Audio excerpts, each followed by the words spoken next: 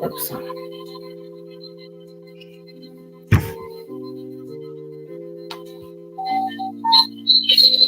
First time.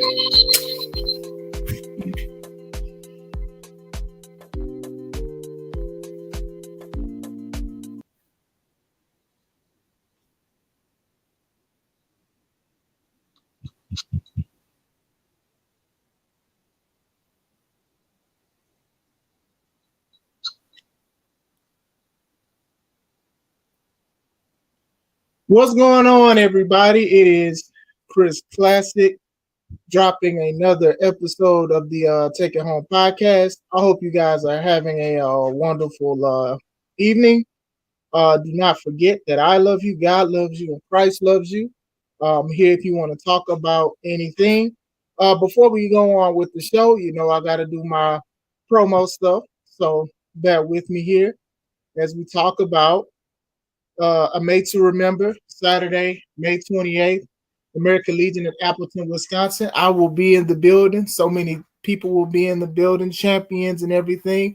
Great show for great people in the Wisconsin area. Atlas, you will get her in a little bit. Please be patient. Please be patient. I hope you guys can hear me clear. If not, I know you guys will let me know. Also, June 18th, we return. C3 Ultimate Wrestling returns. Kingdom Come, June 18th. Gene Shepherd Community Center. Tickets, only $5 for kids, $10 for adults. In a few seconds, I'll show you how you can get tickets. Matter of fact, I'll show it to you guys now. You can do them officially through PayPal, www.paypal.me/IamClassic. Also, follow me on these other social media sites. I hope you guys are having a wonderful day as I leave that on for a few seconds. Real quick, we're going to go. I'm going to show you guys the card for the show. We have Aaron Stone versus Jackson P. Larkin for the C3 Urban Culture Championship. We have a mystery tag going against Legit for the C3 tag titles. We have myself going against the BIG of the 313, Cassidy Keith. We have Marcelo Spade versus Mike Valentine in some one-on-one action. We also have a triple threat women's match with KO Kendra versus Renee Van Peebles versus Vega Venom. And the main event is Miles Mercer versus Justin Mason for the C3 Wrestling Championship. Going to be a great show. Going to be hosted by Yellow Pill Coffee Company's own Kevin Young Sr. He is very excited. If you guys have not followed him on YouTube yet or Twitch, please follow him. He did a interview. He did a FaceTime interview or cyber interview, if you will, with Aaron Stone and Jackson P. Larkin. And if you guys did not watch that, I suggest you check out his channel. Please subscribe to it. It is a great interview between both competitors, and they also had a lot of things to say. Now, without further ado, I have a special guest today. Hey. Diane, can I introduce you, please? I don't have no friends. Hey, everybody. I mean, you got a couple friends. Atlas is your friend. He wanted you before I could even say anything. Atlas. So before we go on, tell the world who you are. I am Sensational Shay. I am Mrs. Classic. One that's sweet. Give me a kiss. For real. Girl, we're here to talk about wrestling, though. Okay. Girl, don't be trying to be caking. This ain't Dunkin' Donuts. I gotta let them know. All right, so make sure you subscribe to the channel. Subscribe to the Taking Home Podcast. YouTube. Make sure you subscribe to C3 Ultimate Wrestling on YouTube. Check out the website. Check out all the socials that are on the panel. So this is something that me and my wife have been talking about. Is if you do not know, she is the reason why there is a Classic Alpha. She was there when I first started training. She was there when I irritated her and talked her head off about every wrestling show or every wrestling thing that I did. So she has been here from the beginning, and she was wrestling before she even met little old me. So when she tells me something or an opinion or anything like that, I listen to her because she's a wrestler, and this might not be her passion or whatever like that. We have a lot of things lined up, she has a mind for this business, and it never went away. I can show her something and she can disagree with it, but then she can also say, well, maybe they should have did this and they should have did that. This is a lady that studies the game, knows the game in and out. Yes, Atlas, she has started before me. I have admitted, sir, I have admitted that. Shy Guy says, hello, Mr. and Mrs. Classic. What's going on, man? Shout out to you. I hope everything is going on. So we decided to make a list about things we like in wrestling and things we dislike in wrestling. Now, I'm going to say this now. We're not trying to offend nobody. We're observers. We watch it. I do things people probably don't like, and that's cool. But like I said, this is coming from a good place. Nobody's asking us to do this. We came upon ourselves to do this, anything like that. So without further ado, do you want to start the list? Ladies first. Like he said, he do stuff I don't even like sometimes. So it's nothing personal. Just a preference. We're not cussing today. Let me put my old lady glasses on. All right. Oh, what's going on, Chris? Nice to see that you got on the chat. I'm sorry I didn't acknowledge you first because you commented first. My bad. Okay. Oh Lord, she got a long list, y'all. I'm not gonna be all day. I promise. The first thing I dislike is when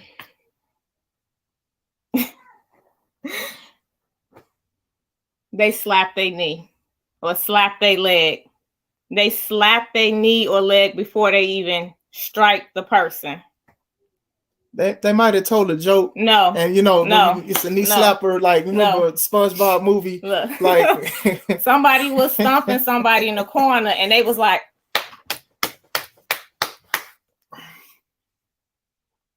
why? I start to get up there and be like, A, B, C. But no. I wasn't expecting her to do this, y'all. We didn't even talk about our list, yo. Oh, no, we didn't. Didn't. This is why I'm laughing, y'all, because we had no idea. I had no idea. Okay, so I agree with you. With slapping your leg, your thigh, or whatever like that, I always took issue to it when people do it and it's obvious. I saw kids emulate and imitate what people do who do kick, and they slap their leg or they slap their, their inner thigh and stuff like that. So when a fan or when a child sees this, instead of trying to do a stunner or a submission move or a DDT, when they actually set up and do a kick and they slap their leg, that says wrestlers are doing something wrong. Mm-hmm. And I've made a video about 2 years ago, and it was a still shot. I believe it was a triple threat. It was Adam Cole versus Pete Dunne versus Ricochet. I believe Ricochet did a moonsault, and what happened was the still shot of the video was Pete Dunne and Adam Cole, and they were about to slap their leg, and the picture was literally this, and their leg coming up. So, and to hear that WWE has rumors about no slappy kicks, but that is what you guys showed. To me, that is a problem. I've seen stomps. I've seen people stomp. I've seen chop. Not even chop. I've seen punches. I've seen a lot of things that do not require that. Right. I do a big boot. It's as devastating without slapping my kneecap as without it. Every punch does not have an effect. Every kick does not have an effect. I do understand getting people attention. Chris says, but ain't wrestling choreographed. Still you gotta do that better. Hit the other leg or something. You're supposed to do things. That's like with acting and with certain things, with angles and everything like that. You have to do things to where people aren't paying attention to that and looking at it. Before even wrestlers, when I used to go to certain training, they used to talk about slappy kicks and stuff like that. So when you have fans talking about it, you have fans doing it and stuff like that, saying that it's obvious. I heard that you're supposed to slap with the obvious leg instead of the leg that you're kicking, because now you're making it more obvious than it has to be. There's a way to do it where it's not so obvious. And I agree, Atlas, but so many people, they just make it so obvious. And it's just like, and then you have like super kick spots where everybody's slapping the leg around somebody. And then it's like, oh my goodness, this is too obvious and stuff like that. And when fans who don't even know the business, they say it, or when people emulate it, I feel like it is a problem. Chris says it doesn't bother me. That's cool and all that, but I do feel like a lot of people do it a lot, and I do feel like it is something that could be fixed if they want to fix it. But some people are stuck in their ways and how they want to be a performer. So that was a good one, babe. You did a good job. Thank you. I'm going to my list. I'm going in and out of Facebook. All right, my turn. All right. If you do this spot in the match, that's on you. Like I said, I'm not attacking nobody. If you feel attacked, I love you. All that. Okay, one of my pet peeves in wrestling is when there's a triple threat, and in the triple threat is the triple test of strength. I despise that because it doesn't look real. It never looks intense. If you guys know what I'm talking about, we don't have 3 people, but here, give me your hand. And then we're doing it with y'all. So, all right, so sell it. Ready, set, go. Why? Does that make sense? Does that give somebody an advantage? And if anything, when they do the struggle with that move, I feel like it looks like they about to dance. It looks like they about to do what's that, the wave or whatever like that. You know how they do in the sports where everybody go around and stuff like that. To me, I see it done so much, and even when I seen it the first time, I'm like, what does this accomplish? And most of the time, there's nobody that's powerful that's taking both people out. It ends with a slap kick, or something else. It ends with something else. And Alice says that's when I kicked them both. And we're exactly. Exactly. Yeah, she says she can win, and now we dance. Yeah, exactly. So even going to Chris's point of being choreographed, this is one of those spots. It's one thing about being choreographed, but then you have to make it look like it's unexpected on the parts or whatever like that. So when I'm holding one hand of one competitor and then I'm holding the other one, like, how am I going to overtake them with one hand? And most of the time it's with people who are the same size or anything like that. Maybe if the guy is bigger and he overpowers both guys with each hand because he's supposed to be stronger or physically superior. Right. But when everybody's tilting and doing this and cha-cha to the left and cha-cha to the right and Charlie Browning with it, I don't like that, because it's like you can do something else, especially if you have heels. Heels can powder or whatever like that, and then they can do a one-on-one thing. The 2 heels, you beat up the face, 2 faces, the heel go out. You can do all these things. But when it goes to a triple test of strength, I do not like that. Chris agrees. What do you think, babe? I agree. That's it. I'm okay. Okay, boss. All right, boss lady. I'm saying. I mean, if I see 2 people testing the strength already, like Atlas said, I'm gonna take that as a chance to do what I need to do. I'm not gonna entertain that. Yeah, like in a real legit fight. Like, don't get me wrong, like triple threats are supposed to be like special acts anyway. Now we know WWE played them out last year. You kept seeing a triple threat, but like, psychology wise, you're not really gonna see I'm stronger than 2 people by holding each other's hand. Right. It looked more like an embrace. So like you're gonna get down on it before anything. But what is your second one? Golly, she got her list longer than mine. I'm not gonna. I'm only picking some. I don't like when people take little things for granted. Like, is this a life lesson? She doing life lessons, it's y'all. Sunday. Go to church. It's a life lesson. All right, what you mean? As soon as you lock up, I feel like that's the moment to be intense. When these people be locking up, sometimes it just be like it's so loose. It don't look real, and it look horrible. It look horrible. Going with the notions, I hate that. Little bitty things. I hate that. So I hate it's random, but I hate a loose lockup. It throws me off the whole thing. I kind of sit there and be like, okay, let's see. Well, yeah, you said no, she was taught less is more. Yeah, no, I was taught less is more as well. As far as the lockups and the chaining, like that is like the freaking foundation of what we do in the first place. People be ready to kick and but do all. but you see, my take on it is it's already bad enough. There's not a lot of people that displays personality in wrestling and stuff like that because they want to hurry up and do the big moves and the power moves and stuff like that within the first 2 minutes of the match. There's no workers. They're not working with that stuff. They're not trying to work. They're not trying to get the crowd excited. So when you talk about chaining, oh no, I don't want to do that. I don't want to get over. Now that's where you see who is who and who taught who. Because if your lockup is weak, if your chaining is weak, it looks weak. Why? I don't want to look at this kind of stuff. You know, a lot of people don't like. A lot of people say kayfabe is dead and all of this other stuff, but at the same time, you still have to respect this business. To me, you have to respect this business to where this is the foundation of it, and you should be the best at that. You know, a lot of people are studying a lot of these guys that are stiff for doing stupid stuff or doing unsafe spots, but you're not doing training. You're not training and stuff like that. When I was with RK Savage, we used to look at, and you guys should look at it if you have not. I know Atlas have seen this though. If you've seen how British Bulldog or David Boy Smith and Owen Hart used to chain, I used to love how they used to do it. You wouldn't think that Davey Boy would do the stuff he was doing, rolling on his back and stuff like that, and then Owen being in a class of his own when it comes to chaining. Like if you don't like chaining or whatever like that, you will like it and love it by the end of watching them chain or watching a match or anything like that. I remember a couple years ago, I bought Owen Hart's DVD. He had a lot of matches involving his brother, but he also had a lot of matches involving Davey Boy Smith.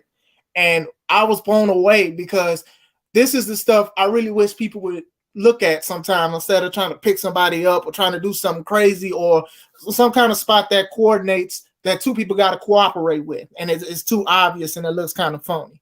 So, and it ain't necessarily just the chain, and I'm talking about it could be a whip off the rope. Anything. Yeah.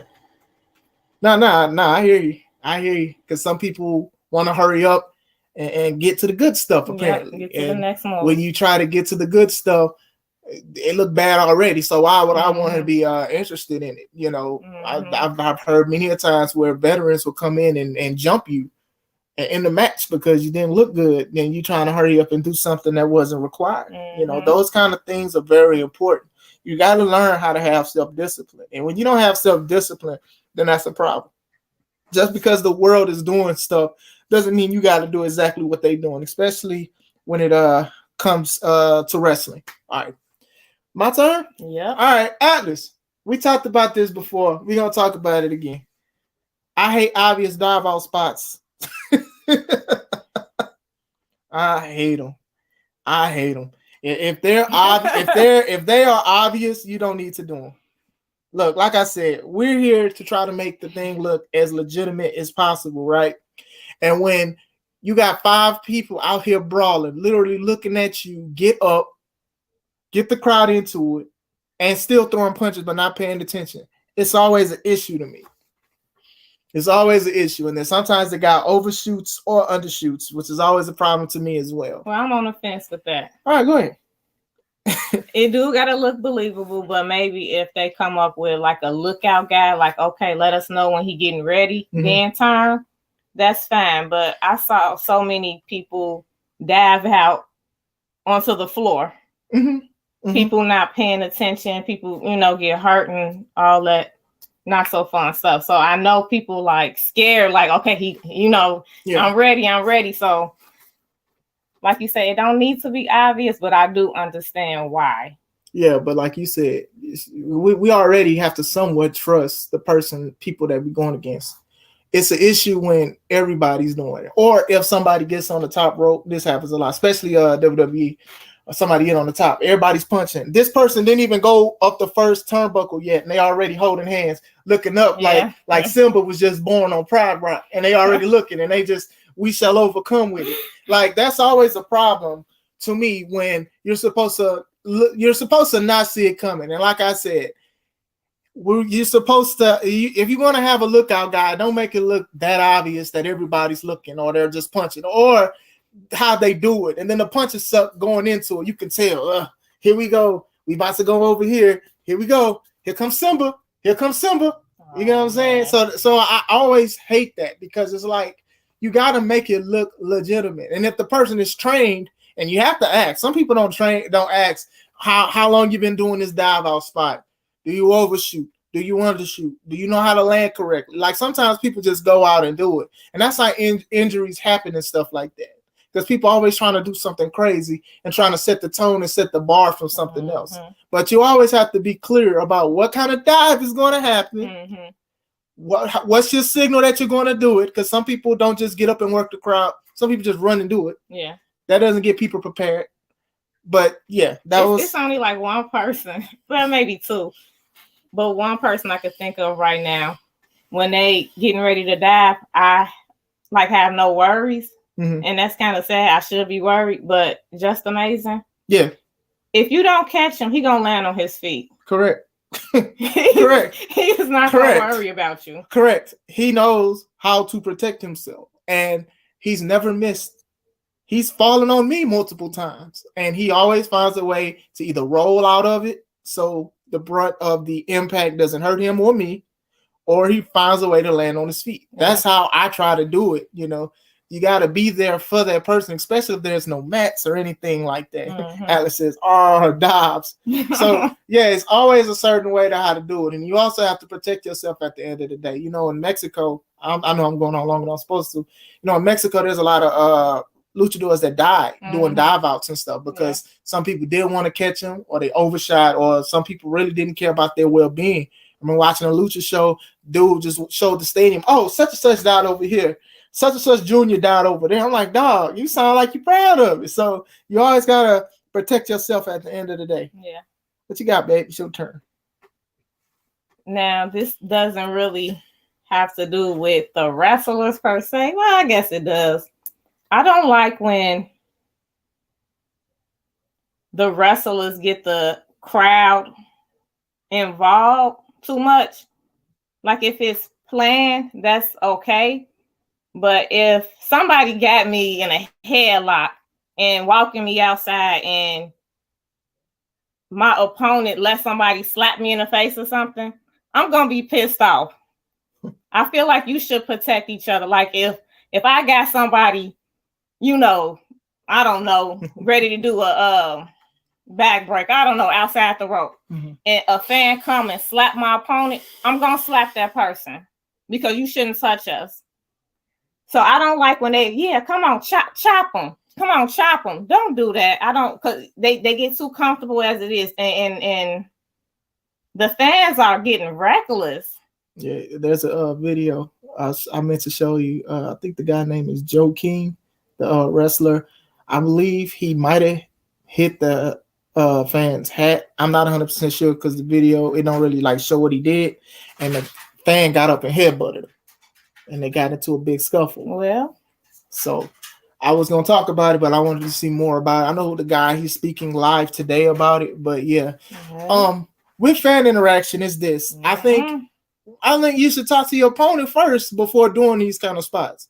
Or maybe the opponent, sometimes like heels, they'll do it. Hey, bring me to this fan so they can chop me and stuff like that. Right, that's fine. Yeah. Plan. Yeah. But, you know, when you give somebody a chest or something like that, you know, you just never know how people are going to do it. You know, obviously some people probably going to peel back, you know. You got a lot of people that do those matches, fans bring the weapons and stuff like that. You got to watch it sometimes because some people want lawsuits and stuff like that. Oh, I hurt my hand or something. It could be anything with wrestling. And I like fan interaction. You know what I'm saying? Ain't nothing. I like fan interaction and stuff like that. But there's also certain things that you have to be certain for. You know, some people do go and ask the fan, here, can I have your seat? Or they'll fall on fans and stuff like that. And it's just like, you got to always be careful. I'm not saying that everybody want to sue you or something like that, but at the same time, be careful. I've seen people do dives and dive over the barricade and fall on people. Now, unless they're plants, like people that's catching them, you know, sometimes people don't want to see that. You know, right. if you don't want to go to a wrestling show and then I take you to a wrestling show, if there's somebody diving at front row, you know, now I got to pull a Will Smith because you didn't want to be here. And now I got to handle my business as a man because I begged you to come here and then somebody fall in your lap and I'm supposed to be the one laying my head on your lap. So, I totally understand that. only if it's warranted or if it's a certain way, if it's a clear communication on what you want to do and stuff like that. Other than that, you know, you got to be careful with that because like that fan did, he fought back, you know. He got mad and headbutted him, and then it was a scuffle. I got to show it to you. You had an incident with a fan before? I almost fell on somebody's daughter because of the barricade. We wasn't holding our weight, and we fell. Remember, it was in a galley. I was going against Courtney, and I almost fell on Spencer. Remember? He threw me into the barricade, and then like we kind of fell over. SMP says crowd control is important. I agree. Crowd control is always important. Even with what we do and stuff like that, there's things that you can't take too far, and sometimes people just go too far just to go too far with it and stuff like that. You can get good heel heat without even touching them. Atlas is a good one. C-Red is a good one. You have a lot of people that can make people stand up and want to fight them without actually physically touching them and stuff like that. And crowd control is a must because once upon a time, me and Rage was going against EKW and my brother Chaos at the time. And this fan hated me, which good. That's what I wanted. But this person was so mad that they threw a can of pop at me. Me and my brother, who's supposed to be fighting each other, we turned around and looked. I said, don't throw. You know, it's Sunday. God bless you, you know.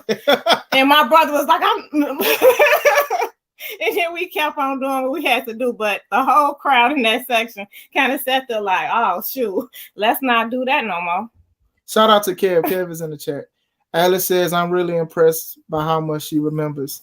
And use your ref. And Alice said I did as well. So yeah. The ref is always, some people, I don't know. Respect y'all refs. Don't act like I got that on my list right now. Okay. Well, we'll wait. We'll wait because I was supposed to go in. Okay. I was supposed to go in. Well, respect the refs, especially ones that's been here for a long time. And sometimes the refs have wrestled longer than we have. But yeah, anyway, shout out to y'all kicking it with us. I appreciate this. All right, I got one. Now I'm starting to see this more often, and it's not just on the independent scene, but it's also on the main scene too, the mainstream on the top two. Okay, right? So usually as a face, if we're down, we're supposed to get the crowd into it. We might clap, we might stomp, we might do something or whatever like that. Baby, put me in a headlock. Put me in a headlock. You a heel, I'm a face. Put me in a headlock. Okay. So anyway, you smell good. Anyway, all right. So we're on the ground, right? So usually if you want to get the crowd into it to pump you up so you can get back up, you might use your leg to get the crowd into it. Stomps or just, thudding. I'm seeing this more often. You like if you don't slap him in the What is this?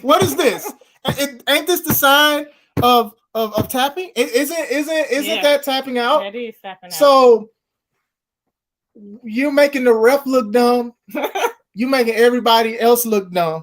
Oh man, you reaching though. No, man. How? Ain't this the end of the match? Don't this mean I quit? I think it's the tempo. If you doing tap, it don't matter. They don't care about the tempo. It's like sometimes I've seen quick ones. I was like, is this the end of the match? But no, it's like you can do it. You can clap. You can. I'd rather you slap your leg. Even though if I was a ref, I'd say that. But when you're literally using your hands and your hands are available and you're tapping, yeah, that's tapping out. That's not green, that's blue. I don't know what you mean. That's tapping out. But yeah, I hate that kind of thing. Sometimes it's slow, and I can understand if it's at a slow pace, like a douche. Like that. Right. I understand that. That's cool. But when you I understand you want to get the crowd into it and stuff. With headlocks, sometimes they do the arm drop and then you do that. Yeah. But when they have a leg lock or they have an arm lock and then you use your other arm to try to get the crowd into it, I always felt like, why are y'all doing this? It seems like you tapping out. And I believe somebody on commentary said, well, doesn't that mean it's a tap out? Then the person was like, no, basically you got to be quicker or something like that. Right. Now you got to you got to make everybody, you got to sweep that under the rug and be like, oh, okay.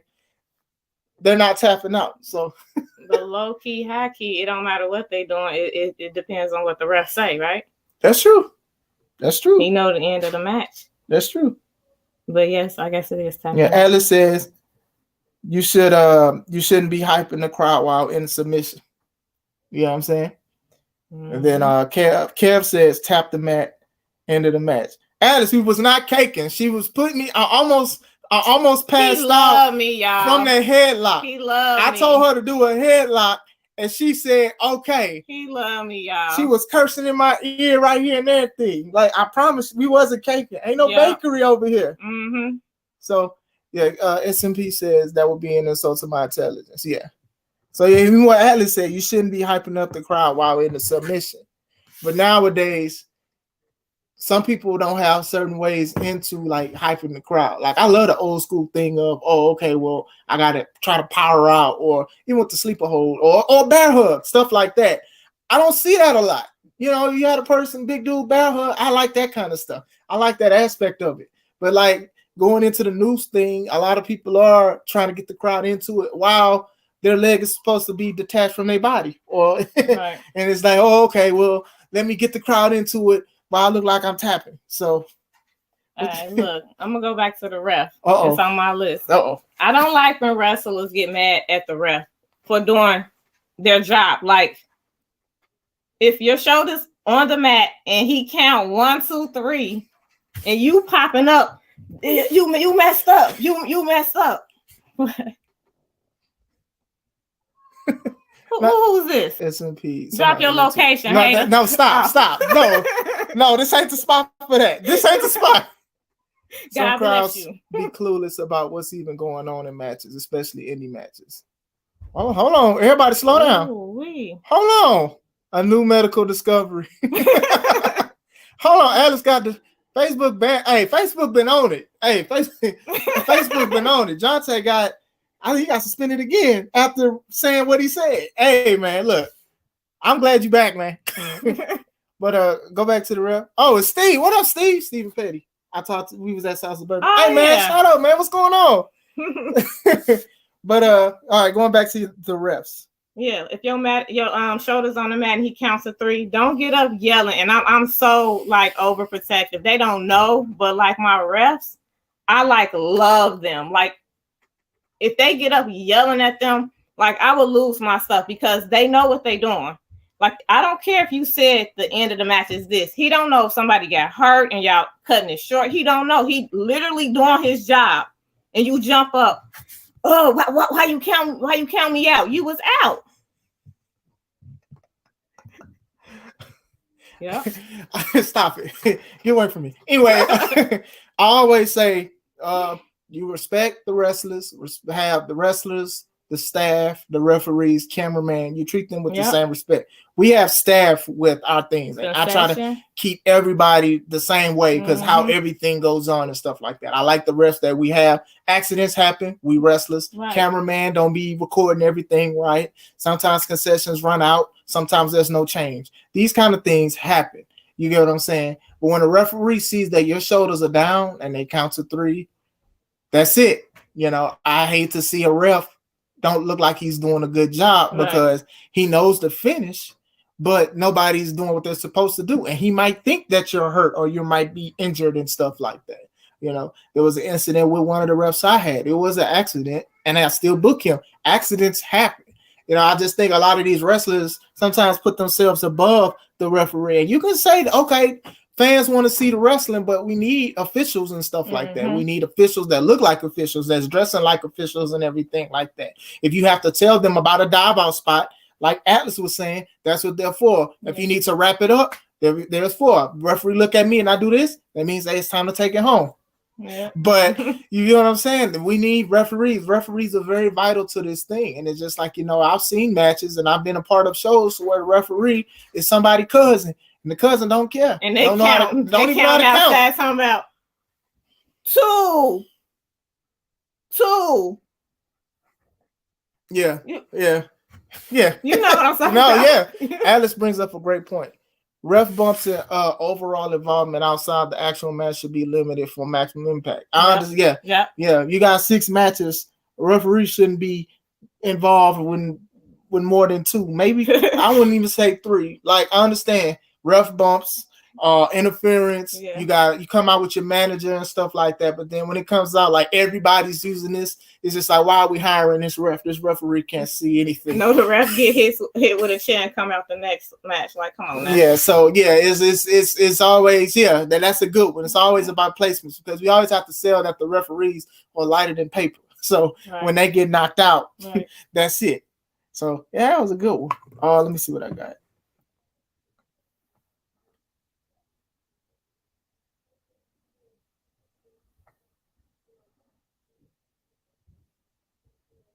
Okay, I got one. This bet only Steve says only during a major match should a ref take a bump. Right. Yeah.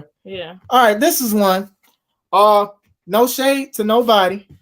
Alice says, but refs need to know the rules and make it clear to the crowd so that they know. Exactly. Yeah. So many people with some of these matches that go on, they disrespect their referees. And sometimes referees are obvious. I'm looking at ladder matches, referees are holding on ladders and they can't even do it sneakily because the ladder about to fall over and stuff like that. But referees, shout out to y'all, the ones that actually do what they're supposed to do. All right, like I said, this is not a shade to nobody, but I'm gonna go ahead and say it. There's a lot of people that study wrestlers and they study matches and they emulate what they see. They incorporate all of that into their character or their wrestling match. My issue is everybody must be studying from the same damn book. And I feel like people just doing more of what's hot instead of actually trying to build something different. Like what could you make different with this sequence? What can you be different with this strike? What can you do different with this German suplex? What can you do different with this fighting style? I'm gonna chop you. Come on. I'm gonna give you my chest. That's nothing. I'm not gonna do that because I don't want this to be taken off. Go ahead. What can you do different? And I understand some of these matches we can watch all day, but then when everybody, their mama and their greasy grandma, even if she ain't greasy, no disrespect to greasy grandmas out there. I put a little Vaseline on her. I thought it was being gay. But anyway, I always feel like you got to make your mark in it. And then when everybody's doing the same thing, a lot of people say that a lot of the influence of obviously the exchanges of strikes coming from like New Japan, and I forgot what they call it. It started with a P, and a lot of people are doing it. But I'm like, yeah, a lot of people are doing it, and they're not making it their own. They're not adding character to it.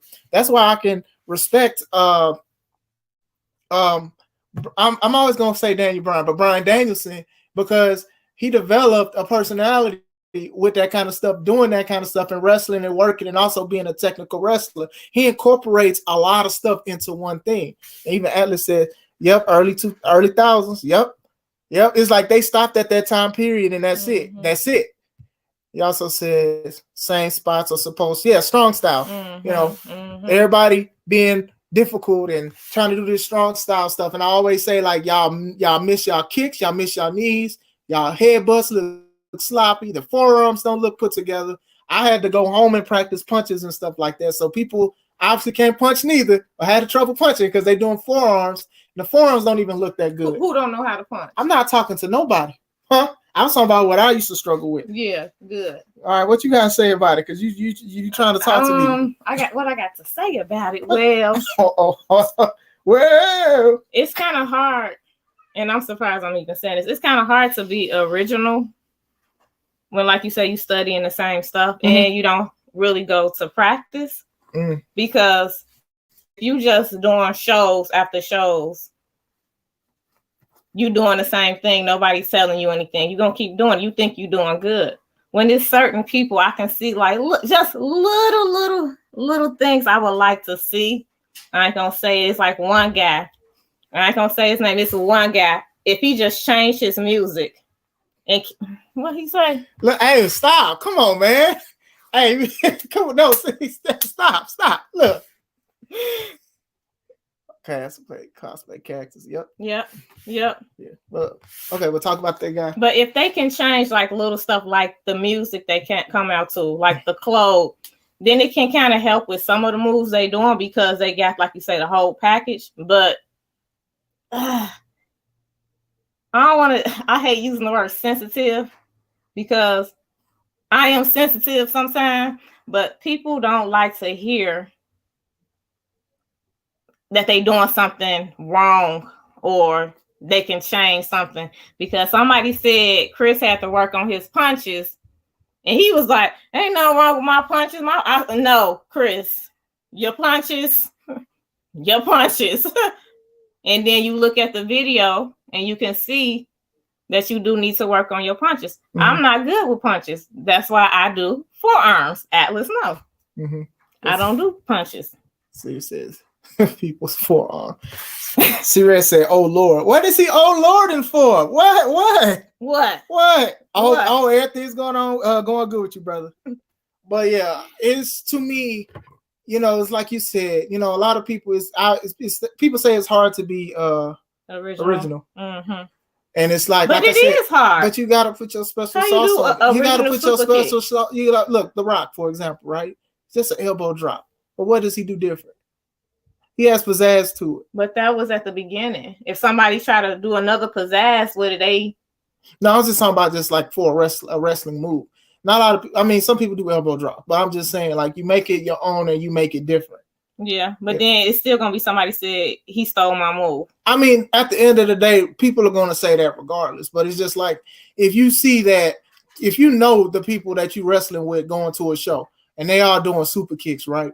Yeah. Don't do a super kick or make yours look better. I wouldn't do it personally. I don't do super kicks and I don't really do Germans because a lot of people, that's like popular go-to thing. I don't do cutters. I don't do none of that stuff.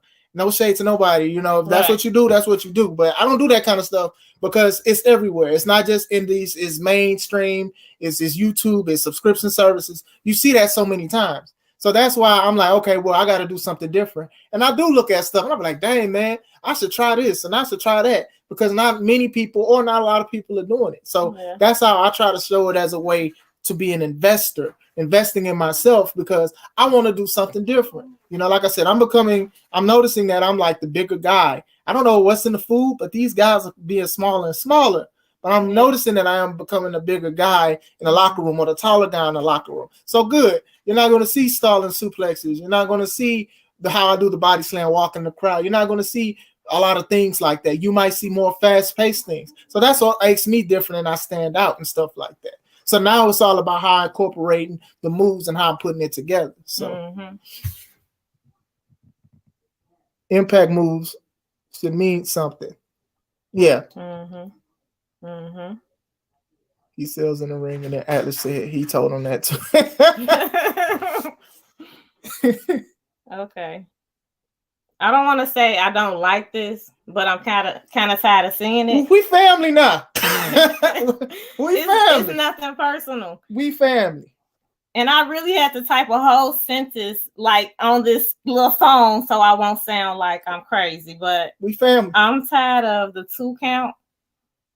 Like, I feel like it's a missed opportunity to use a 1 count. Like, you do something, everybody wait 1, 2, and then they pop out. Mm-hmm. I mean, I know it's kind of reaching, but it's like, okay, he's about to, I know this not the end of the match. I get what you're saying. They kind of miss, like, if once in a while somebody pop out on 1, like, you a big guy or you a big girl, whatever. If you pop out on 1, that would be, it's a missed opportunity to me, but whatever. Yeah, say I'm from Texas. How you talking about my punches? Also, Alice. Yeah. Kara said classic, like, not my punches. Yeah, man. I'm better now. We'll see. It took a while, but I am better now. You work on it every day, No, we don't work on it every day. Every day. Hey, don't believe her. But no. Better, but it was something that I'd be like, after my matches, I'd hurry up if I had to record it. Let me see what I need to do. Pull back, drop the arm, stuff like that. Because my thing was not hurting somebody. So it is something that I had to work on. It did take me years to do good with to try to work on. Limited pinfall attempt mean more. Yep. Yeah. Yep. Yeah. And I realized that because the pinfall should get everybody's attention too when you go for it. But if the first thing in the match I give you I don't want to say body slam, a body slam. Yeah. Unless you like a small, frail Danhausen sized person, no shade to nobody that size, and then you just stay dead for 2 seconds. Like we just started fighting. Shoot, backdooring on that, I hate when people look at the referee while the count is happening. Like literally that just did a move to you and you literally looking up. Make sure I've seen it. I'm like, you looking, you're really like, you don't even look like you're hurt. You're just waiting. You threatening him, that not count. So yeah, that 2 count, and less is more. Going into what you and Alice were talking about earlier, it was saying less is more. You know, pins should mean something and everything like that. As in the confidence of you had this match, this pin in the bag. You know you have it in the bag. When you consistently pin after everything, and then I've also seen it myself when I've talked over matches. I've talked to guys like, you know what? That's too many pins. We got to take some of these pins out. Feet up. Pick them up, do something else. It's too many of them and stuff like that. You know, pins should be like if they're kicking out with everything they have left or whatever like that. If that's the case, I should try to pin you 3 times in a row. You should be done because you're tired. You use all your energy. Use it to sell a story instead of just doing it. Unless you might be lost and maybe you want to go down and then you can do a rest spot or a headlock or something like that. Maybe you don't know. Hey, what should I do? Right. You know, but other than that, yeah. Close calls off of like suplexes and like the first clothesline and stuff like that, unless it's only small contingencies with that. You get what I'm saying? But yeah, I agree. That's a good one. Thank you. That's a good one. High five. No cake, guys. It's a cupcake. Right, girl, move on. All right, let me see, because you got a list. Nah, I'm okay. You got a list. You ain't got that much time. I really, yeah. It's a list. See, you got good ones. You got better ones than me. Okay. Let's see. All right. Don't be making up nothing. No, I'm not making up nothing. I'm gonna go with this one.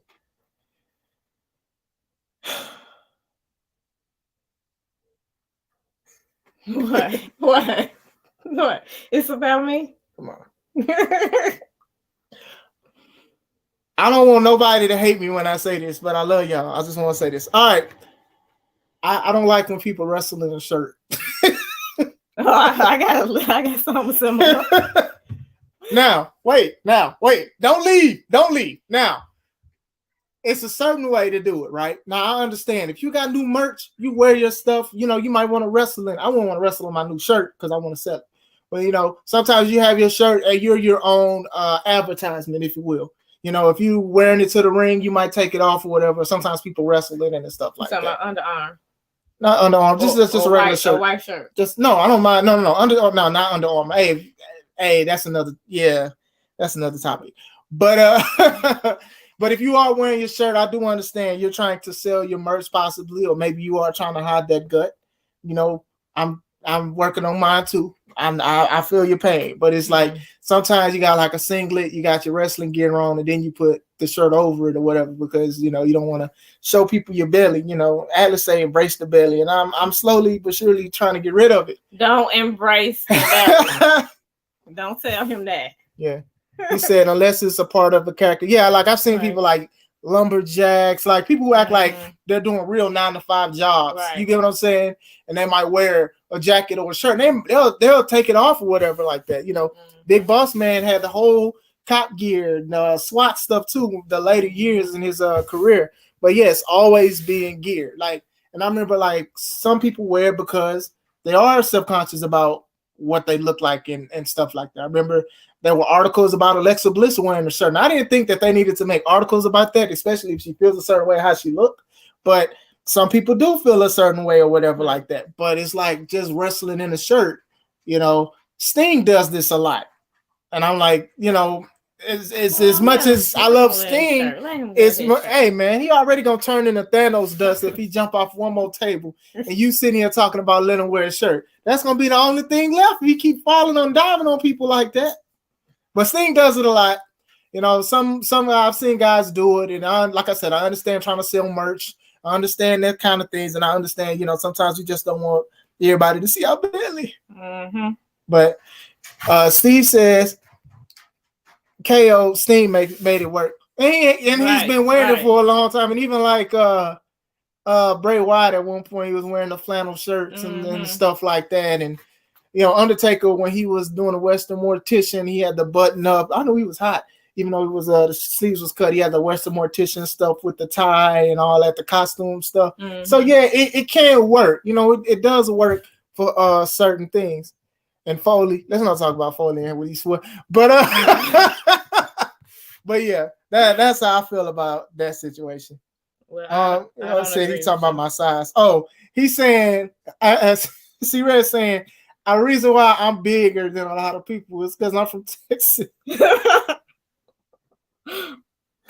Hey man, I'm gonna take that as a compliment.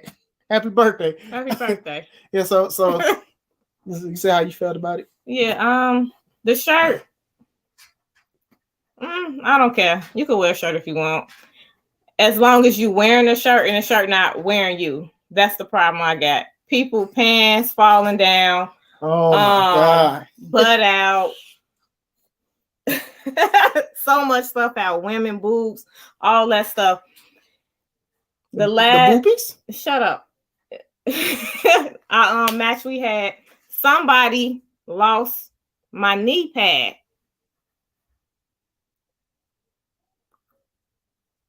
My knee pad. Who lost your knee pad? You. VXYZ. So I only had one knee pad, and then I had to borrow a different knee pad, and my boot wouldn't stay up. Trying to, you know, work and do all that stuff, pulling on my boots. I felt so bad. I don't see how people can continue to like go to show after show and continue to see they draws or butt out and still wear the same stuff the same way. Yeah, usually vets do that approach with t-shirts and gear. You said no wrestling and hoodies. But yeah, like even like with my new gear, I feel like I've always had trouble with certain things on it, like trying to fix it, and I try not to make it a distraction. You know, if women have their wrestling bottoms up there, and when I mean up there, I mean way up there. You know, it becomes distracting when you try to take it out. That's fine like that. If they want they bottoms to be in their butt, they goodies. Then that's how it's supposed to be. That's on them. That's fine. But it's the digging and pulling that kind of kills me. And then I don't want you to really touch me. They're selling, but it's just in their knee pad at the same time. Right. Like you're no. Right. I agree with you on that. So yeah, that was a good one. What you got, babe? Because like I said, your list is just. Okay, I'm gonna go again. It was the clothes. Okay. No, I thought I went. I was talking about the gear. No, that's okay. I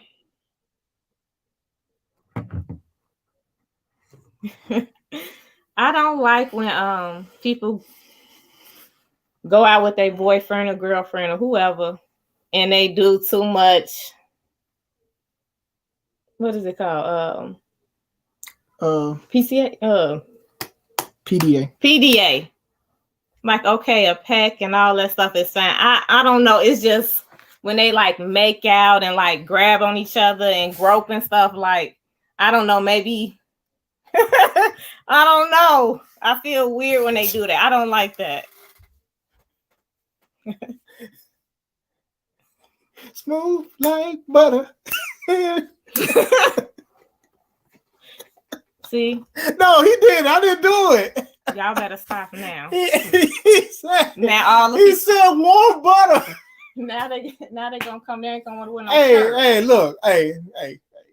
Shut up. As far as the PDA is concerned, like I understand, some people they have shows that are catered more to the audience. You get what I'm saying? So some people do that kind of sexual stuff or whatever like that, you know. you know, it's cringy to me sometimes. You know, I know a lot of people are very critical on Ty Conti and Sammy Guevara on AEW, and people were booing them. Now I think they were booing them for other things, but a lot of that was kind of cringy, especially with the titles and stuff. Like we've already dealt with like people with the titles, you know, not even just them, another wrestler who was doing something with the titles and pictures surfaced and stuff like that. Nobody really want to see that. Yes, it's other people too. It's not them. It's not that we trying to, she's, you know, not really trying to attack like a certain person or people or whatever like that. But these are things that we have seen before. We've seen these kind of things and it's just like, just give him a kiss. We get it. Right. But you know, now like with AEW trying to cater more obviously to like the older audience and stuff like that, they have an edge to them and stuff like that. But you know, like WWE, they're not far from it. They, you know, they're not too, you know, they're fond of it too. You know, Edge had the live sex celebration with Lita. Heck, the way that he used to tongue Lita down on TV, and I was a kid, I was just like, man, I want me some of that because it was just. So you'll be okay with your kids? I was young. I know talking about your kids. No, heck no. But I was young. And Lita was bomb. Lita was fire. She was. But yeah, the way they was playing tonsil hockey, boy, that was crazy back in the day. But yeah, some people use that PDA because sometimes they use it as heel heat as well. Like, oh, you don't like me? Oh, well, watch this, babe. You know, watch this. Hey, or getting heel heat. I'm not ready to fight yet. I didn't smack my baby butt, or she didn't massage my back, or she didn't do something like that. You know, sometimes people use that, you know, as a way to get people behind them and stuff. Only if it's part of the character, like old school boy toys, Sean and Sherry. Yeah, like, you know, how you incorporate it and stuff like that. I mean, even I think Dolph and Vicky did it. A great rendition of it as well before the AJ Lee and Dolph Ziggler kissy thing. And, and then fast forward to the Rusev, Lana, Summer Rae, Dolph Ziggler thing, and all that making out. It was so much making out. Oh my god. But you're right. What's another one you got? Because my list is dang near gone. It's almost time to wrap it up. It's almost time. Yeah, it's almost time. Look, I appreciate you though. I don't like when people keep using double. Stop pushing me. I'm not pushing you. Double clothesline for a double down. All right, man. Hold up. Wow. Hold your horses. I don't care. Hold the horses and the reindeer. Hold on. Oh my God. Can you think of something else? Hold on. Can you think of something else? Hold on. You trying to think of something else? No, I'm listening. I don't always do this. I do love it though. I'm not gonna lie. I love doing that, but she's right. Go ahead. That's it. I don't like it. Think of something else. Y'all keep saying being original. Every time I turn around, all right, we're gonna do a double down. Okay, we're gonna do double clothesline. I just think because I think some people do it like that because the timing is like you have a lot of room for error with the clothesline because you can fall back at the same time, but somebody can fall back quicker or whatever like that. It's like you can do certain things. Alice agrees with you. Thank you. So it's like some people do it because it's simple. Some people don't like. I like doing double crossbody as a double down. If you do have to do a double down, I like that. You have to cross your body though. Oh yeah. Oh, what? You have to cross your body. I've seen meeting of the minds going off because both people went the same way. What you know what I'm saying? Meeting of the minds, like what? Some people don't like doing that. If when I do a double down, if a double down has to happen, and that's another thing that I've cut back on, especially because of who I am and the size and things like that. You know, you can't be down for a long time, and every match doesn't require a double down. And I think sometimes people do that double down for breathers, and maybe the person is new. Maybe the person is new and stuff like that. But like I said, I just love your mind. But because you could do the same thing. I won't say the same thing. You can go back to the original stuff. Have somebody put heat on somebody, beating them down, and then they work up, do one power move on that person, and they both down. Yeah. So yeah, you don't have to necessarily both hit and ride it. Yep. Yeah.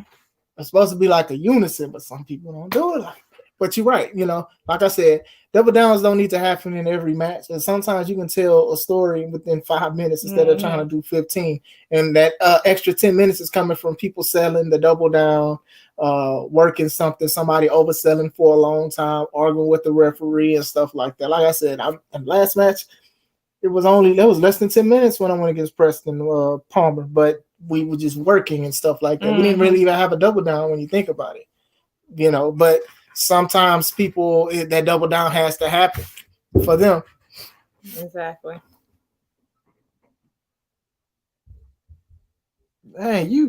Dang. What? No, that's it. I love you, girl. I don't want to talk about this one because I feel attacked. No, let me see. No. Let me see. What you got, baby? I'm going to tell you. What is it? What you got? You remember? I used to do a cartwheel to like a back elbow. Mm-hmm. Why? So you used to do a cartwheel. Put them in the corner. Whatever. Work them in the corner. Oh, okay. do a random ass cartwheel. Why?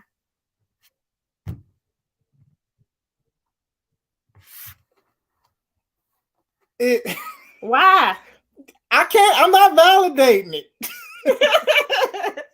I thought I was doing something. Though. I'm not validating it because you really own to something when you think about it. Okay, cartwheel out the arm twist. No, because I understand momentum, right? Yeah, but how? But no, look. That ain't even that take away. Look. I've seen matches, especially so it's women most of the time.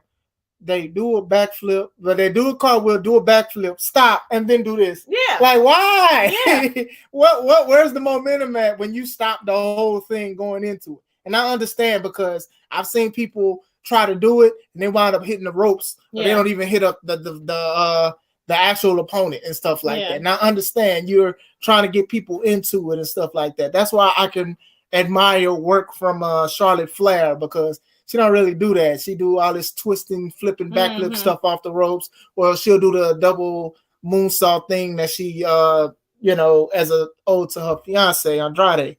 So yeah, I understand that because you do have a lot of people that they just stop. And I'm glad you said something because I just thought of one. What? We ain't gonna be here long, y'all. I just thought of one. What?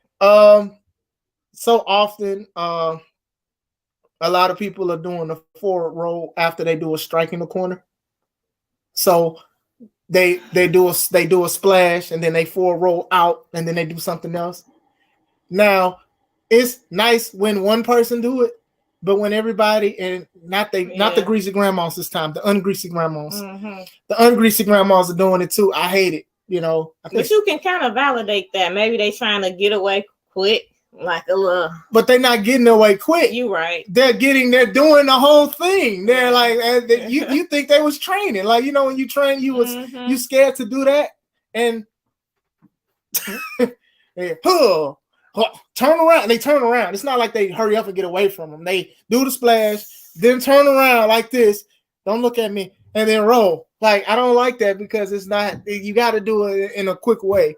Or at least make it seem like the person that you just hit are trying to grab you or something. Right. That makes it a little that's a little bit better instead of them just letting you roll the whole time. Because if anything, I should just come in and hit you with a clothesline and take your head off. Right.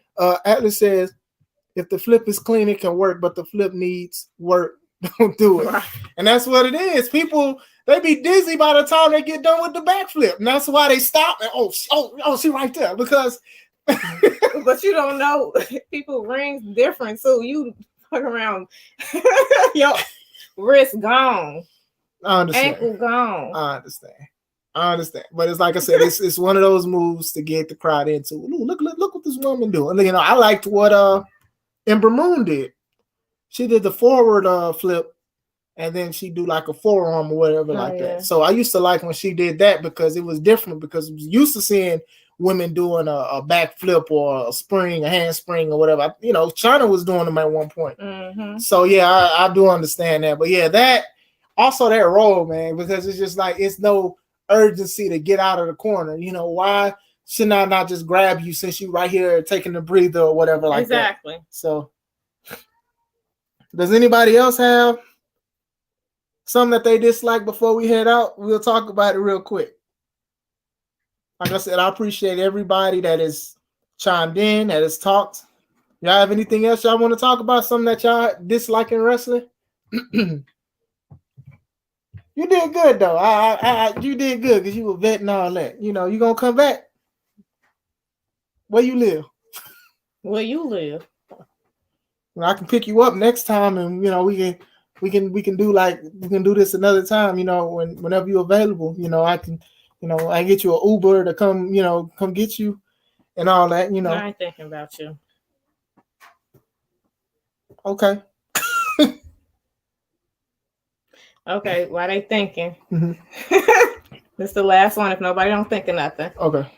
I hate when people... Hold on. Hold on. I saw one on your list, and this is what see? Yep, I tried to leave it alone. Hey. She hey, look, this was legit on her list, but she was like, you know what? I'm gonna leave. We've been critical on a lot of people, but since she a vet, it's time for you to take it home. No, shut up. Speak about it. Speak about it, sweetheart. Speak about it. No. Stop trying to talk about my cousin. This is on your list. Stop talking about my cousin. Your cousin? Yeah. Who your cousin? All of them. Man, stop it. Look, talk about it. Because my thing is this. No, because my thing is this. This is called the Take It Home podcast. And taking it home, that means we going straight to the point. You get what I'm saying? We go straight to the point with this. And this is something on her list. It just says super kick fast. Ain't that multiple? I don't know if you guys can see it. Get off my list, shorty. No. But she has this on her phone. So please speak about this, babe. It ain't nothing to talk about. Y'all figure out another move. No, don't do that. Don't do that. How can I do it? We asked people what do they not like. I don't like it. Why? Speak about it. Because everybody doing it. Like I feel like we should get a chart and have super kick, suplex, dive out, and only 2 people can do it. And they have to check that they already gonna do that in their match because you see a super kick every match. Why? And then some people shouldn't even be. Some people like you, I don't really think you should do a super kick. I could see you with a big boot. It's my specialty. Whatever, do what you want. I'm gonna just sit there and still clap like, look at this fool. It's my specialty. So classic. Look at this fool. It's my specialty. No. That's enough of that. We agree, Atlas. Long story short, we agree. Look, it's bad enough that a lot of people do these. But it's worse that they look like crap or they don't connect or they don't look right. You get what I'm saying? You know, this was considered finishers. But nowadays, what is a finisher? Because, like I said, people do power drivers and then people kick out at 1 or 2 and then they'll do a knee and miss or a super kick and miss. You know, it's not that special anymore. And it's got to be in the finish. And that too. It's like everybody does them, and it's like everybody talks about, people were critical on the Young Bucks to the point that they made it a parody that they would do super kicks and super kick party, and they were selling gear and stuff. They were selling merch with that and stuff like that. But then like a lot of other people do it. And then even going back to what Shay was talking about with slapping legs and slapping knees and stuff like that, kids are emulating all of that. There was a time where Shawn Michaels wasn't doing slapping his leg, doing it. He was just it, and that was the end of the match. So I'm not faulting nobody for who want to do a super kick, but super kicks are just like headlocks because everybody's doing them in every match. So it's like, what can you do to make it different? Like even like I said, Miro, aka Rusev, he calls it a master kick. It's like a thrusting super kick, but it's different. When we know he does that, he's going to set up his I don't know what he calls it. I think he calls it the game over at AEW. He's going for the camel clutch. He's going for the finisher after he do it. Some people don't. Now I'm a super kick you. Then you're going to super kick me. Then we're going to super kick each other. then we're gonna bump, then we're gonna kick back up, and then we're gonna super kick each other, and that's gonna be a double down. I've seen it. Alice says, or a known move that you do. Don't just say, hey, today I'm gonna super kick, and I've never done it. Right. Yeah. Tell him. Hey. Sorry. Somebody tell him. I messed up on one move and messed up my knee. One time. I admitted it. I admitted that I messed up. I made a boo-boo. I'm sorry. I did it, and I admit it. And it won't happen again. Because I knew better, and I should have done better, and I shouldn't have did it. And it's not a super kick. It was a frog splash. Don't judge me. Never saw him do any splash, really? I've done splashes off the top. Really? Yeah. And I used to do... Where? When I was training. And I used to do elbow drops. Remember? Elbow drops. Yes. Yeah, elbow drops. But not a frog splash. I never did one, and I shouldn't have did it. I'm being honest. I shouldn't have did it. I had no business doing it. I could have did something else. Couldn't be me. Couldn't be me. Leave me alone. Yeah, leave me alone. But yeah, doing moves and stuff like that you need to practice. You need to go, take it from me, go to a gym, go to a ring, a wrestling ring. Please find a wrestling ring. Yeah. Find a wrestling, not hey man, I know it's hard out there. Find a wrestling ring and ask a certified. They can't even have a certified trainer. Ask a trainer that people respect, that people know that they care for the business, to the fact that they won't hurt nobody or you won't hurt anybody. Work on that and stuff like that. Right, I think super kicks go back to that trainer though, because them trainers be messing people up. Yeah, they would tell you to do one way, and then if you don't get it, they be like, "That's okay, you could do it like that." Yeah, because sometimes they just want your money. Because at the end of the day, people don't want to practice; they just want to wrestle and bump around and stuff. They want to learn what they learned on TV. Dangerous. It is dangerous, but people want money, so it's just like, hey, when you ask who trained you, and then they don't even know who the person trained them because they just let them go in there to just have fun. Because they looking at the Walmart guys that's online doing stupid stuff, and one of them is a wrestler, I've heard. And then you got a Superhuman, a guy that's like flipping on top of microwaves and all kind of crazy stuff. They see that, or they'll just go to a wrestling show and say, "Hey, I can do a Canadian Destroyer," and be trying to learn a Canadian Destroyer the first day and don't even know how to bump, let alone enter the ring properly. So you have people that do these kind of things. Alice says, "What about using a finisher as a setup moves to just randomly put on a match?" Yeah. Just random. No type of story. Yeah. No type of story. Yeah. We even call it in the ring. There's nothing wrong with that. Hold on, he says. Well, if you know who's on the show, you should already know their moveset. That way moves aren't copied or done, especially going into the main event. You can't control these people. No. But he got no. C-Ray has a point though. C-Ray has a point. No. C-Ray has a point though. If you know, most of the time who I'm wrestling with now, like even at now or at True Privilege or wherever I'm at, you kind of know who wrestles and how they wrestle and what they move. So you gonna stop booking them? No, that has nothing to do with it. So you gonna tell them don't do it? No. Because John Bullard, shout out to John, he says there's a list and certain people can only do certain things, and that's cool because that makes the person's move special. Because it's not something, move protection is something that's not really talked about in wrestling. It's not really. And C-Red said his is 3N. That's his finisher. Night. I ain't gonna say the rest, but his is different though. Because his is I was on the knee when I took it, like a knee. That's different. People wouldn't even consider that a super kick. But it's a form of it though. It's different. That's what I'm saying. You add your own spice to it. You do something different. The smallest tweak can make your move look more interesting than what everybody else is doing. And I say that. My finisher that I do is a samurai driver. Usually people sit out with it. I don't. I go forward and hook it as a pin. Small things, and people like it. I think it's a pretty good move myself. But and another thing, don't be bothering me about crazy stuff. Y'all know who y'all are. Y'all sit here the day of the show. I want to use a chair. I don't have a chair in my car.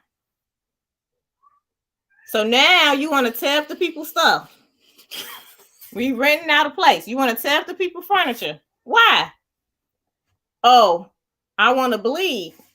Do you have a Band-Aid or wraps or whatever?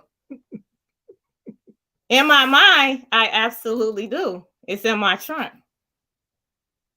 I use it to work and I use it to take care of people for real. I'm not going to use real medical supplies on a person who want to act like they arm broke. If you want to broke, you want your arm broke? Look. Shit. This is the put it in your this is put it in there. This is the registered nurse in Shut her, up. y'all. No. Look, bring your own sling, bring your own Band-Aids, bring your own chair. Hey, that stuff is bring your own bat. Bring your own stuff. That stuff is. Look, see with you. Mm-hmm. Yeah. You sitting here stressing me out, thinking you really. Why you want to bother me about that? Yeah, I feel bad because my wife does have like stuff to take care of people if something happens, and they think I'm being mean because I say no. She uses a wrap for somebody who don't need it, and then somebody else come back and I don't have a wrap. Yeah, and then now it's like, dang, somebody really needed that or whatever. But yeah, you should always have your own props. I said, do y'all have a Thanos glove? Go get that glove. What glove? I ain't no Thanos glove. I got a Thanos, but but nah, yeah, that's true. That's true. This is right. See, Red. Those things and they accept the check. But you see, but that's the thing, because people got to realize even then that you might want to do something at the venue that the venue might not even approve of or whatever. So you got to make sure that's even okay. You got to ask for permission for certain things, or sometimes people just be trying to go out and do it. No, a $12 chair they charging us $100 for. But even for like anything else. Gas or gas? No, but you have to be, as a promoter, you have to be clear on what you want, and then even because I'm one of the ones that I'll listen to what somebody wants to do or whatever like that, and then I'll either approve or deny it. It depends on what it is. Those kind of things. But they don't even tell you every single thing. You can't even almost like the ref. The ref can't remember each and everything somebody's gonna do in every match. You cannot remember everything you told them to do. You got a gist of what you want. Okay. Huh? Okay. I'll tell you why. People tore up 2 chairs one time. We did not know. I have grown since then. I am grown. But I'm saying that should be unspoken. That was what the third show. No, but you're right. It should be an unspoken rule. Hey, I shouldn't have to say don't tear up the chair, don't tear up the furniture, don't tear up the wall, don't. After the show, and after that forward, I said if you want to do anything in your match, because I still was learning, still learning now. If you want to do anything, run it by me. One thing we do not want to do is cause property damage. Because it's already hard to get a show. A lot of people know it's so hard to get venues because some people don't know what we do as wrestlers. So when you come in and then you mess up property that they're going to possibly take out of what I paid, my deposit or what I paid for, there's going to always be something about that. So now I am more clear on what it is because I always pride myself into having family-friendly entertainment. Now, we using gimmicks and stuff like that. That's cool. But it's how the gimmick is used and the after effect on how you're going to use it. You get what I'm saying? Mm-hmm. So now I go in, I go through every person. Hey, I need this. I need that. I need this. What do you want to do? Oh, you want to do that? All right. Is your opponent cool with that? Hey, make sure you do this because at the end of the day, we want to come back here if we need to come back. Right. I haven't had any complaints from that. Even with the chairs, they gave us the chairs the next show that we can use. Right. So I was grateful for that because they liked what we did as a form of entertainment. That's why y'all should hold a meeting before the show starts. The way no one can say they didn't know. No, see, Red, they know. They know not to tear up nobody furniture when they go to somebody's house. You know that. I do group chat. I do the group chat and stuff. That. I do group chat. That's like you gotta go through everything. You have to say, don't tear up the furniture. Don't bleed. Look, don't run. I don't know. Like you wouldn't even think to tell them certain things. You wouldn't think they'd do it until they do it. Mm-hmm. So there should be a foreman watching all the matches for things like that. See, Red does it. C-Red does a great job. C-Red is half the problem. No, he's no, he is not. He does a great job. No, he do things he not even. I don't even put your ask. shoulder down. No, shoulder lean. Young Dro with the shoulder lean. No, that's why we put C-Red where I could see him. No, C-Red do it. C-Red. I don't even. C-Red. No, C-Red. No, C-Red. He helps. He does. He asks me stuff, and he looks out. Hey, something's going on over here. You need to take care of that and stuff like that. And there's a few people that I trust with that because some people just want to go into wrestling and stuff like that. But he shows how much he cares and how devoted he is not only to just C3, but just to the wrestling business as well. When I hurt my knee, he was one of the first ones there with you and Justin and stuff like that, trying to make sure I was okay. Because he already seen in my eye, I was ready to continue the match with a messed up kneecap, with a messed up knee. And he was like, hey, if you want, hey man, just call it. You want to call it, you need to call it, man. And then the ref said, no, I'm not gonna let you continue. And then most people would have been like, that ref's stupid. No, but he watches the matches and holds the boy accountable for what happens for him. Mm-hmm. Ain't nothing wrong with a little blood. It's relatable to the fans. It depends on who is this again? That's Steve. Stop. Okay. It depends on how it is. Fans got blood. But yeah, C-Red, he was there, and a lot of people were there, and people was asking what I want to do, but he was like the coach. He was like, hey man, like look, because I'm like, I'm about to hop to it, literally. I'm sitting there looking at you like, really? You gonna hurt yourself? But yeah. And C-Red like, look at me, we here. But yeah, I have, but for real, like even with C-Red and stuff like that, and I'm trying to bring in more people. Like I said, I'm going to invite people that's in the chat or even on chat on both sides of the StreamYard. I'm trying to do things and stuff like that. And like I said, I appreciate what people do for us because it's not just us, it's their company as well. You know what I'm saying? And I'm truly grateful for it to be 3 years in the game doing this. You know what I'm saying? Because yeah, man, you got some people that don't care for wrestling. They just trying to make money and stuff like that. But me, I'm trying to make a statement. So shout out to you, C-Red. Don't listen to what this lady said. Everybody C-Red. Do not listen to this woman. It's a mess. Don't listen to this woman. But yeah. All right, guys. I want to say, nah, we are C3. No, yes, Kev, we are C3. Yep. That should be on the next shirt. We are C3. For real. We all C3. That's not too much, Kev. First and foremost, I want to thank my lovely wife, Sensational Shay. Yeah. This is not just my wife. This is my friend, my business partner. Okay. The love of my life. The mother of my kids. That's deep. Person that prays for me, is a nurturer, got my back and everything, take care of me and everything. So with wrestling, you know, she supports me. She's behind me. We've been doing things. I said I want to do it, and she said, okay, well, let's do it. So I appreciate everything. Every little thing is big to me because of this. And she's helped me create my dream and make it further and stuff like that, because not only do we wrestle, but you know, we also serve through church and through a whole bunch of things. We gave away backpacks, we did things for honor roll students and stuff like that, and she's one of the reasons why we do these kind of things. So she is a boss. So stop, girl, stop.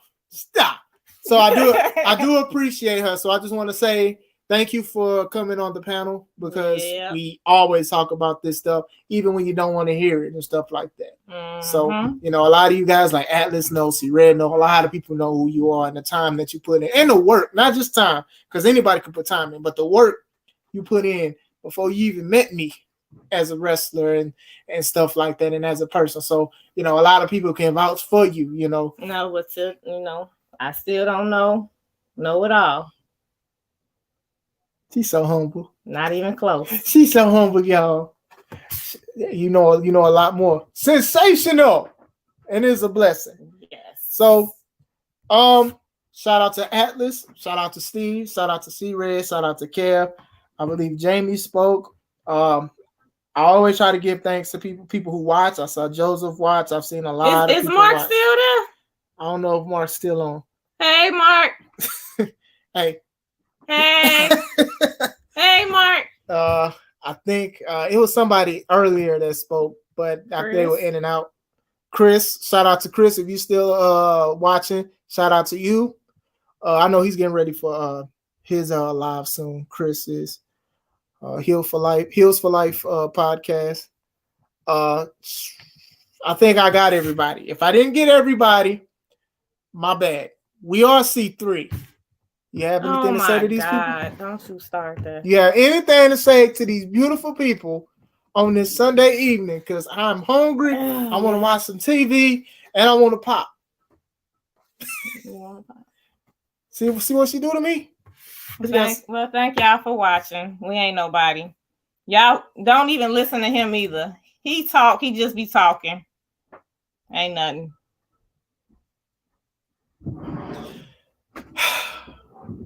I hope you guys are having a wonderful day. I'm going to close it on now. This is Chris Classic. Once again, thank you, baby. This is Chris Classic. Let's take it home. You want to say it? Say it with me. Say it. Ooh. You going to say your name? This is Chris Classic. Now let's take it home.